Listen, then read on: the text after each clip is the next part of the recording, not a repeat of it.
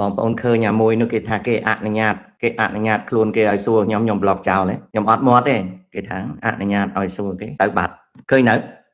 ហើយកុំអនុញ្ញាតឲ្យសួរអញអីហើយមិនបាច់អនុញ្ញាតទេអញដេញឲ្យចេញហើយអូខេអាហ្នឹងចឹងណាត្រង់នេះណាបានមួយទៀតណាមួយទៀតឃើញទេបាទឃើញទៅមួយទៅបាត់មួយអាហ្នឹងចឹងហេតុអ្វីថៃ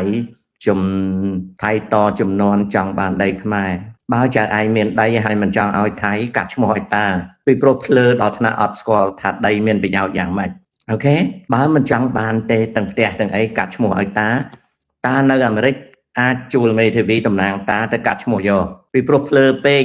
ឆ្ងល់ថាម៉េចបានគេចង់បានដីបងប្អូនមានអ្នកណាចង់បានដីទេចំណែកខ្ញុំចង់បានដី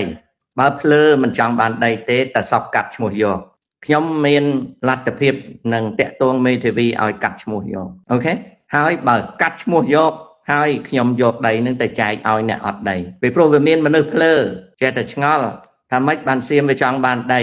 អញ្ចឹងមានន័យថាភ្លើអស់នេះអត់ចង់បានដីកាត់ឈ្មោះអញបើវាកើតមកល្ងងមិនចង់បានដីទេអញចង់បានអញកាត់យកដីនឹងទៅចែកឲ្យអ្នកដែលអត់ដីនៅហើយអ្នកអត់ដីនៅណាអញឲ្យប៉ុន្តែត្រូវដាំដុះដូចអ្នកភូមិរងចាំ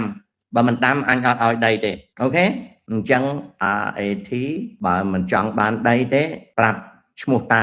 បញ្ជូនមេធាវីទៅកាត់យក